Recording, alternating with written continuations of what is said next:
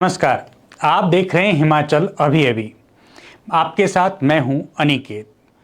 Shimla Mataur national highway पर हर महीने में अहम रहेगा।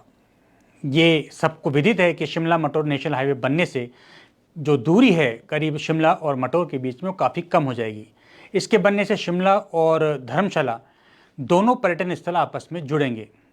अभी इस समय शिमला धर्मशाला की जो दूरी है वो करीब 223 किलोमीटर के आसपास है, जो फोर लेन बनने के बाद करीब 180 किलोमीटर रह जाएगी, यानी 43 किलोमीटर का सफ़र कम हो जाएगा। लेकिन फोर लेन के निर्माण के दौरान कुछ जमीनी विवाद भी सामने आ रहे हैं। शिमला मटोर नेशनल हाईवे पर जिला बिलासपुर में मंगरोड के पास एक बार फिर नेशनल हाईवे की जमीन का विवाद शुरू हो गया। मंगरोड निवासी राजनकांत शर्मा ने नेशनल हाईवे में जमीन पाए जाने के बाद संबंधित विभाग द्वारा कब्जा नहीं दिए जाने को लेकर रोष जताया। अभी कुछ दिन पहले ही राजनकांत ने नेशनल हाईवे के बीचों बीच चारपाई लगा दी थी। अब रविवार को नेशनल हाईवे के बीच में भारी भरकम पेड़ की टहनियां पत्थर फेंक कर नेशनल हाईवे को वन वे कर दिया और अपना उन्होंने विरोध इसी तरह से जताना शुरू किया।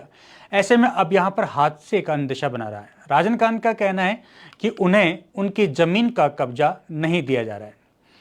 संबंधित विभाग यानी कि पीडब्ल्यूडी डिपार्टमेंट अपनी मनमानी कर रहा है।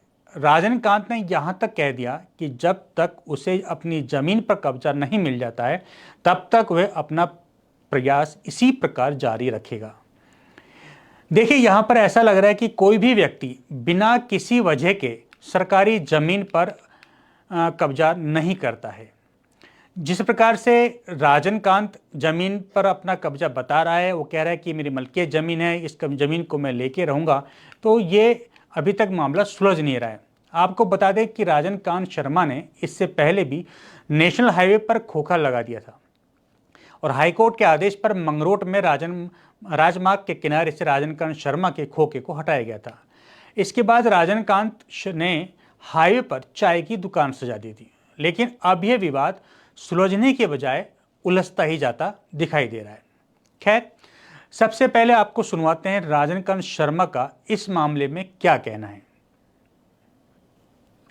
सर, राजस्व विभाग ने जैसे वहाँ पे निशानदेही दी है तो मेरी ज़मीन वहाँ पे रोड में पाई गई है, तो उसके बाद आर्टिसों ज़मीन जो मेरी है तो मैं काफ़ी चक्कर जो हूँ राजस्व विभाग और प्रशासन के और पेट्रोल विभाग के काट चुका हूँ, और मेरा जो कब्जा नहीं छोड़ा जा रहा है और बार बार मुझे मतलब परेशानी किया जा रहा है, जिससे मुझे परिवार को पालन पोषण करने में काफ़ी कठिनाइयों का सामना करना पड़ रहा है। परेशान हो चुका हूँ और बार बार मेरी समस्या का समाधान नहीं प्रशासन कर रहा है, ना ही लोक निर्माण विभाग कर रहा है। यहाँ तक कि मैं लोक निर्माण विभाग के जो मंत्री विक्रम दत्ते जी से उनसे भी मैं मिल के आया हूँ। उनको भी मैंने अवगत करवाया था कि ऐसे ऐसे जो मेरी ज़मीन है वो सड़क में पाई गई है, तो उसका या तो मुझे कहीं और ज़मीन उपलब्ध करवाई जाए या मेरी ज़मीन से कब्जा छोड़ा जाए। तो उन्होंने भी कोई मेरी समस्या का समाधान नहीं किया। इससे मैं काफ़ी मुझे मतलब परेशानियों का सामना करना पड़ रहा है। इसलिए मैं प्रशासन से और विभाग से यही गुजारिश करना चाहता हूँ कि जैसे निशानदेही की रिपोर्ट में जो पाया गया है कि जो सड़क है वो मलकियत भूमि में उतनी ज़मीन तो या तो मुझे कहीं आगे पीछे दी जाए रोड के साथ ही, या कहीं मतलब जो या तो मेरी ज़मीन से कब्जा छोड़ा जाए। सर, अब मैंने तो अपनी सड़क पे कब्जा करना है। वहाँ तक मेरी मतलब बात है मलकियत भूमि की, जो पीडब्ल्यूडी विभाग ने काफ़ी वर्षों से कब्जाई हुई है और जो निशानदेही में मेरी पाई गई है, तो मैं उस पर कब्जा करता रहूँगा।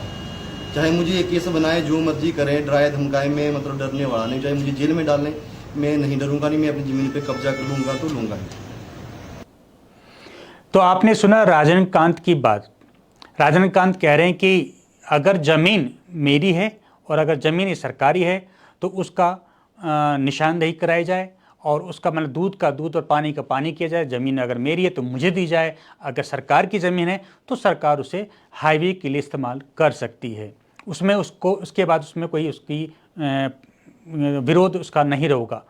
लेकिन राजनकांत का कहना है कि या तो उसे कहीं अन्य जगह ज़मीन दी जाए या फिर संबंधित ज़मीन पर से कब्जा को हटा दिया जाए।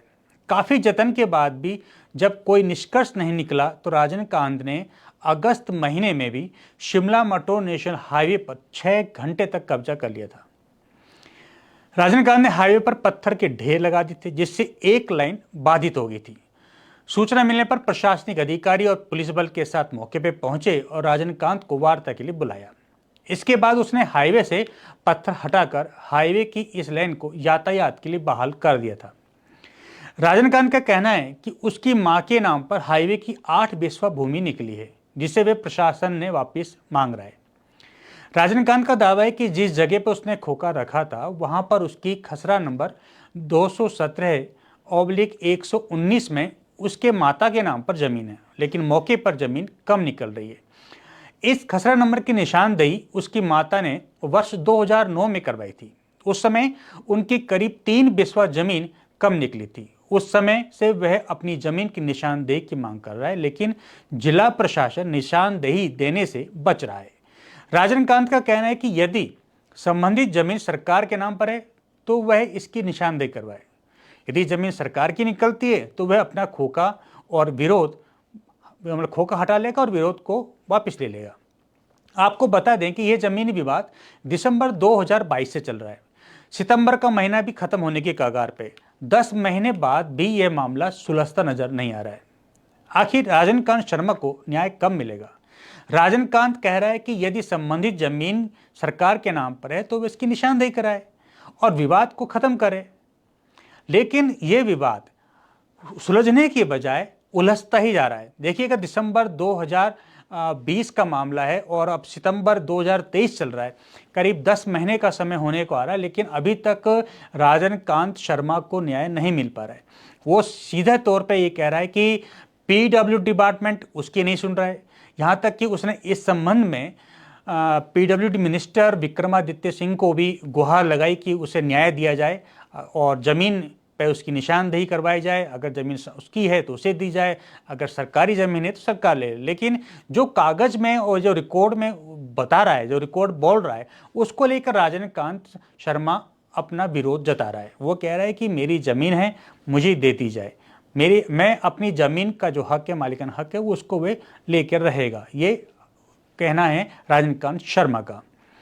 लेकिन अभी तक ये मामला सुलझ नहीं पा रहा है। आखिर अब क्या कहाँ कोई सा पेच फंसा हुआ है। देखिए, बहुत पेचीदा मामला होता जा रहा है। जिस प्रकार से उसने विरोध प्रदर्शन किया है, हाईवे को कई बार वो बाधित कर चुका है, वन वे की पूरी लाइन उसने बाधित की थी, लेकिन उसने अभी तक मामला सुलझ नहीं पा रहा है। कई बार तो पुलिस को भी बुलाना पड़ा था। जैसे पिछली बार जब उसने विरोध प्रदर्शन किया हाईवे पर, तो पुलिस मौके पे पहुंची थी डिपार्टमेंट के लोगों के साथ। मौके पे जो वरिष्ठ अधिकारी गए थे, लेकिन मामला सुलझा नहीं। और इसके बाद अब उसने फिर दोबारा से अपना विरोध प्रदर्शन किया है। तो यह है कि अब देखना यह है कि सरकार या जिला प्रशासन इस संबंधित मामले में क्या कार्रवाई करती है। क्या एक परेशान व्यक्ति को, जो अपनी ज़मीन को कह रहा है कि ये मेरी मलकियत है, मेरी ज़मीन है, तो इसका ज़मीन का हक मुझे दिया जाए, ये ज़मीन मुझे वापस दी जाए या इसके बदले में कहीं ज़मीन दी जाए, क्योंकि वो कह रहा है कि मुझे इन परेशानियों में अपने परिवार का गुजारा बसर करना भी बहुत ज़्यादा मुश्किल होता जा रहा है। खैर, देखते क्या है कि आने वाले समय में क्या उसको न्याय मिलता है, या आगे देखेंगे। फिलहाल इस बुलेटिन में इतना ही। आप देखते रहें हिमाचल अभी अभी। नमस्कार।